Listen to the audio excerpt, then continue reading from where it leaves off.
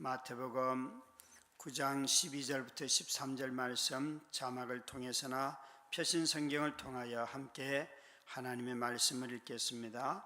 예수께서 들으시고 이르시되 건강한 자에게는 의사가 쓸데없고 병든 자에게라야 쓸데있느니라.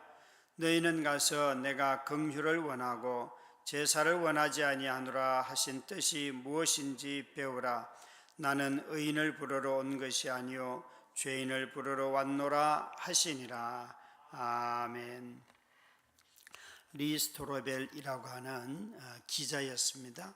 이 기자가 예수님을 믿고 회심하여 쓴 책이 있는데 그 중에 하나가 은혜, 하나님의 은혜라는 책이 있습니다. 이 책에는 10명의 회심한 사람들을 간증을 통해서 들었거나 하면 이분이 찾아가서 당신이 어떻게 회심을 했는가, 불신자였다가 어떻게 하나님이 당신을 찾아왔는가 하는 것을 그곳에다가 기록한 책이에요. 근데 그 두 번째 꼭지의 글에 한국에서 입양된 한 여자의 이야기가 나옵니다. 이 아이는 미국으로 입양이 되어서 갔는데 이상하게도 그 집에서 때리지도 않고 밥을 주고 또 누구도 자기를 함부로 대하지 않는 그런 일들이 쭉 일어나는, 그래서 이 아이가 그게 너무도 불편하고 힘들고 어려워서 도망을 나가기도 하는데 늘 찾아오고 와서 데려다 놓고는 전혀 때리지 않는, 그러면서도 너무 사랑으로 극진히 대접하는 거예요. 그래서 이 아이의 마음속에 왜 나를 안 때릴까? 어느 날 왜 내가 이렇게 도망을 가고 당신들을 미워하는데도 나를 안 때리냐고 이렇게 아이가 물으니까 네가 우리 자녀잖아 라고 그 입양한 엄마 아빠가 그 얘기를 하더라는 거예요. 정말 자녀잖아, 너희가 내 자녀인데 어떻게 자녀를 때리냐고. 그 말을 듣고는 이 입양된 자녀의 마음이 녹아내리고 그녀는 거듭이 났고, 그러면서 자신의 인생을 이야기해요. 여러분, 의사가 환자를 찾습니까? 환자가 의사를 찾습니까? 예수님이 여기에 비유를 하실 때에 건강한 자에게는 의사가 쓸데없고 병든 자에게는 의사가 쓸데있다 라고 말씀을 하셔서 이걸 보면 우리는 먼저 생각하는 것이 당연히 병든 사람이 자기 필요가 있으니까 환자인 병자가 의사를 찾아가지요.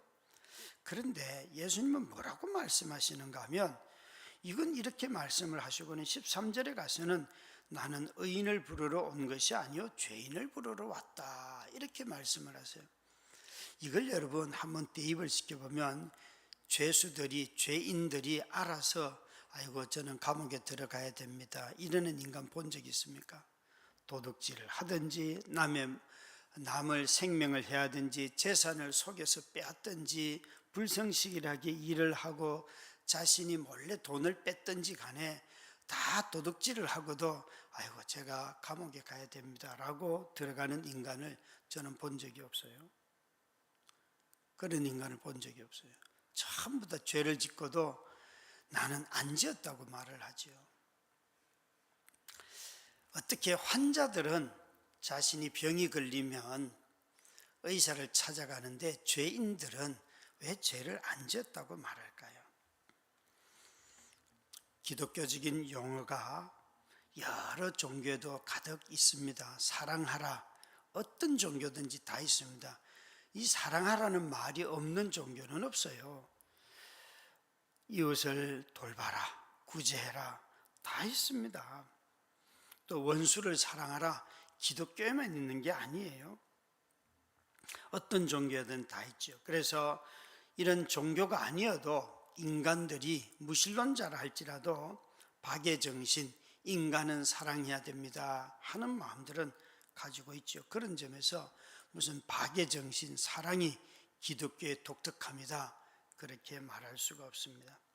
기적 같은 현상도 기독교에만 있는 것이 아닙니다. 기도원에만 있는 것이 아닙니다. 천주교에도 있고 무당들에게도 나타나고 스님들을 통하여서도 나타나고 심지어 이런 사람이 아니더라도 심령술사나 또 건강 관리하는 사람들을 통하여서도 얼마든지 사람은 약한 체질이 강하게도 되고 또 앓던 병도 낫기도 합니다. 그런 점에서 병 고치는 것도 기독교의 독특한 현상이 아니면 특징이 아닙니다. 기독교의 가장 독특한 특징은 뭔가 하면 오늘 주님이 하시는 말씀입니다. 나는 의인을 부르러 온 것이 아니고 죄인을 부르러 왔다 하는 이 말씀이 가장 기독교적이고 이것을 은혜라고 하는 것입니다. 여러분, 병자를 고치는 능력이 있고 예수님은 이 9장 앞쪽에 보면 중풍병자를 고치면서 이렇게 말씀하셨습니다. 나는 죄를 사하는 권세가 있다. 그러면서 병도 고쳐주셨어요. 그런데 사람들이 와서 밥을 세리와 죄인들과 함께 먹는 것을 보고는 서기관들이 와서 예수님한테 이렇게 따지는 거예요. 어떻게 선생이 되어가지고 저런 죄인들하고 사회적으로 평판이 좋지 않은 저 사람들하고 밥을 먹습니까? 아니, 랍비가 되어서 율법을 가르치는 자가 어떻게 저 이방인들처럼 취급받는 죄인들하고 밥을 먹습니까? 이렇게 바리새인들이 물었어요. 그랬더니만 주님이 하신 말씀이 오늘 읽은 말씀이에요. 은혜는 가장 기독교적인 용어인데요, 이 은혜는 환자를 찾아오는 의사의 이야기입니다. 환자가 의사를 찾아가는 이야기가 아니고 의사가 만병의 대근원이 만병을 고치시는 근원이 되시고 모든 인류를 회복하시는 그 하나님께서 망가진 인간을 찾아오시는 이야기입니다. 그래서 다른 종교에는 이것이 없습니다. 하나님이, 신이 그 사람들을 찾아오는데 그것도 인간이 내가 신을 찾는 것이 아니라 신이 나를 찾아온다는 것, 이것이 기독교가 말하는 은혜입니다. 병자가 의사를 찾는 것이 아니고 의사가 환자들을 찾아다니는 거지요. 여기에 11절 말씀에 바리새인들이 그의 제자들에게 이르시되 어찌하여 너희 선생은 세리와 죄인들과 함께 밥을 먹느냐라는 질문을 했습니다. 바리새인들은 랍비인 예수님이 세리와 죄인들과 함께 식사하는 것을 불편해하였습니다. 싫었습니다. 왠가 하면 사회적인 평판이 나쁜 사람들과 밥을 먹는 것 자체가 이미 그 시대의 가치관에 도전하는 것이에요. 바리새인들은 자신들이 철저하게 유지하고 있었어요. 이런 바리새인들과 지혜자들과 선생들은 세리와 죄인들과 교제도 하지 않는다. 저들을 내가 만나면 우리는 더러워진다, 부정탄다. 이게 바로 그들이 인간을 대하는 기준입니다. 그래서 사람을 보면서 저 인간은 더러운 인간, 우리는 깨끗한 인간, 이렇게 규정을 하던 사람들이 바리새인들이고, 그들이 운영하는 사내들인 공회가 당시 예수님 당시에 국회의원들입니다. 통치하는 그런 집단들이었습니다.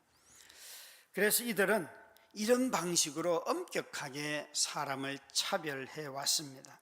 그런데 선생이 제자를 찾아가는 것도 그러하고 또 남녀가 구별되어 앉아서 이건 차별되어야 됩니다 라고 하는 그런 시대에 놀랍게도 선생이 제자를 찾아가고 예수님은 이 여자도 만나고 저 여자도 만나고 이렇게 죄인이라고 평판듣는 사람도 만나고 여기에 세리의 집에도 들어가고, 예수님은 그 당시 바리새인들, 서기관들, 율법사들이 하지 않는 모든 일들을 다 행하였습니다. 마치 예수님은 비난 듣는 사람들이 있으면 언제나 그 곁에 가서 서셔서 같이 비난을 듣고 비난하는 사람들을 혼을 내고 너희들이 왜 이 사람을 이렇게 대하냐라고 꾸짖지요.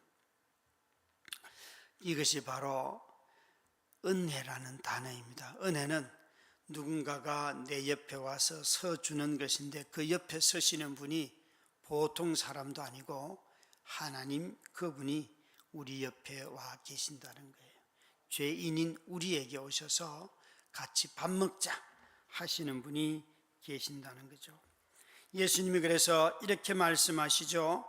나는 건강한 자에게는 의사가 쓸데없고 병든 자에게라 쓸데가 있는데 너희는 가서 내가 긍휼을 원하고 제사를 원하지 아니하노라 하신 뜻이 무엇인지 배우라.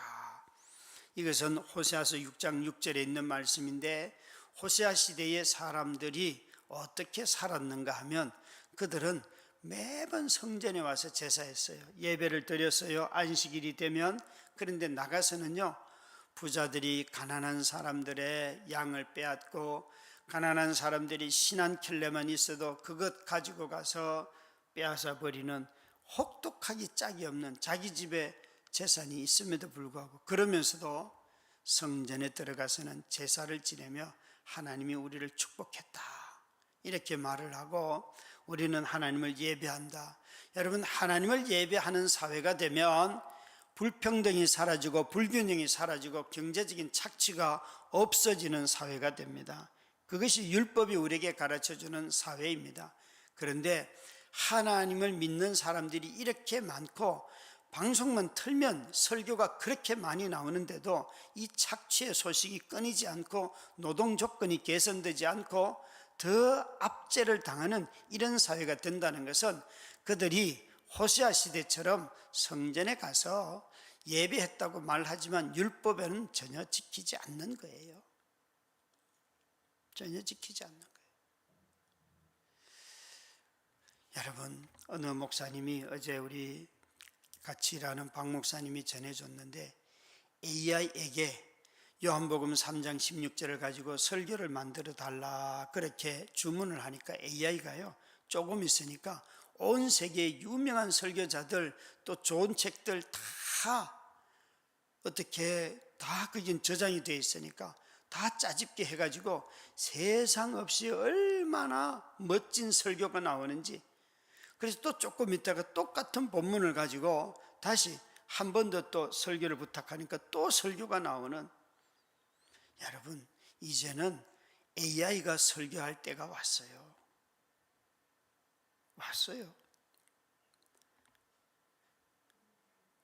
여러분, 설교가 뭡니까?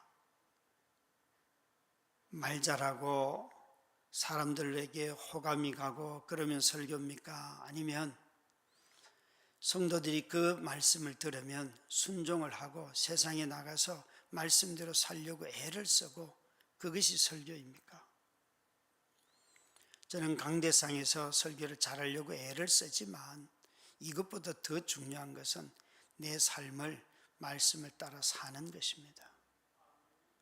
여러분, 말씀을 따라 삶을 살지 않으면서 설교를 잘 하는 사람이 있다면 의심해야 합니다. 차라리 AI를 갖다 놓고 네가 설교해라, 그게 예배가 됩니다. 여러분, 여기에 주님이 뭐라고 말씀하시는가 하면, 너희는 가서 바리새인들에게, 제자들에게, 그것에 따라온 사람들에게, 또 마태 세리에게 말씀하십니다. 너희는 가서 내가 긍휼을 원하고 제사를 원하지 않는다는 것을 배웠으면 좋겠다. 여러분, 하나님 앞에 제사를 드리면 하나님이 우리를 얼마나 긍휼히 여기십니까? 하나님이 우리가 하나님 앞에 나아가서 용서를 구할 때 용서 안 해주신 적이 있습니까? 저와 여러분은 늘 용서를 받으면서도 여기에 제사는 드리면서 사람을 용서할 줄 모르고, 사람을 사귈 줄도 모르고, 사람을 가까이 할 줄도 모르고 차별하는 이런 바리새인들을 향하여서, 또 사람을 혐오하는 한국교회 성도들을 향하여서 주님이 말씀하십니다. 나는 제사를 원하는 게 아니다. 사람을 긍휼히 여기는 사람을 원한다. 너희들은 내가 온 이유를 모르느냐? 나는 의인을 부르러 온 것이지 의인을 부르러 온 것이 아니라 죄인을 부르러 왔다. 어떻게 하나님이 더 거룩한 자를 찾아오실 것 같은데 하나님의 긍휼이 얼마나 넘쳤는지 죄인들을 찾아오셨다는 것이에요. 호세아 시대에 저울질을 속여서 상거래를 하는 이런 것이 일상화되어 있었어요. 위선이 가득했고 속임수가 판을 쳤고, 그래서 너희들은 야곱의 후손이다, 호세아가 말할 때는 아주 나쁜 뜻이에요. 야곱이 얼마나 사기를 많이 쳤습니까? 너희의 조상이 야곱이라서 너희도 이렇게 사는구나 라고 호세아는 조롱하였습니다. 드려지는 제물과 삶이 완전히 분리되어 있습니다. 제사를 드리며 짐승을 제물로 바치는 이유는 우리의 죄가 너무 많아서 하나님의 무조건적인 용서를 구하기 위함이잖아요. 여러분, 우리 죄 짓는 인간을 하나님이 죽인다면 저와 여러분은 태어나자마자 죽어야 돼요. 우리에게는 원죄가 있기 때문에. 그런데 하나님이 원죄로 우리를 심판하지 아니하시고 우리에게 오래 참고 우리가 예수를 믿는 순간 그때까지 참으시고 믿고 난 뒤에도 참으시잖아요. 죄 짓는 대로 우리를 죽이면 단 한 번에 죽는 것이 우리들이지만 지금까지도 살아왔다는 것은 매 순간마다 우리 죄를 사해 주시는 그분의 긍휼이 있기 때문에 그렇습니다. 인간은 돈이 없어도 죄인이고요, 인간은 자신이 가장 예쁘고 거룩하게 사는 순간에도 죄인입니다. 그래서 하나님은 우리에게 이렇게 말씀하시죠. 내가 너희를 찾으러 왔다. 여러분, 하나님이 인간을 찾는 종교가 바로 유일하게도 기독교밖에는 없습니다. 인간이 하나님을 찾는다 하는 말은 절반은 맞고 절반은 틀립니다. 그것은 찾는다고 찾아지는 것이 아닙니다. 하나님의 찾아오심이 먼저이고 그 찾아오심을 우리가 받아들이는 것을 믿음이라고 합니다. 하나님이 도둑놈도 찾아오십니다. 내가 보기에 저렇게 비윤리적인 인간들 하나님이 찾아오십니다. 하나님은요, 살인자들도 찾아오십니다. 이 시대에 가장 비도덕적이라고 하는 인간들 주님이 찾아오십니다. 우리가 이 주의 긍휼을 잊어버리면 아니 됩니다. 참 저희들 모두가 다 다시 한번 이 나를 찾아오신 이 하나님의 은혜를 기억하고 이렇게 혐오가 난무하는 시대에 긍휼로 사람들을 대하는 저와 여러분이 다 되시기를 주의 이름으로 축원합니다. 우리 함께 마무새 공동 기도문으로 함께 기도를 올리겠습니다. 살아계신 하나님, 불확실하고 불안정한 우리 인생 가운데서 믿음 안에서 감사하며 살게 하옵소서. 선물 주시는 아버지, 시간과 물질과 사람을 통제하여 안정감을 누리려는 욕망을 버리고 주님이 허락하신 시간과 물질과 사람들을 통하여 기뻐하며 감사하며 살아가게 하옵소서. 사망자를 헤아리지도 못할 지경인 튀르키예 강진으로부터 시민들을 보호하시고 전 세계의 신속한 지원으로 튀르키를 회복하게 하옵소서. 예수님 이름으로 기도드립니다. 아멘.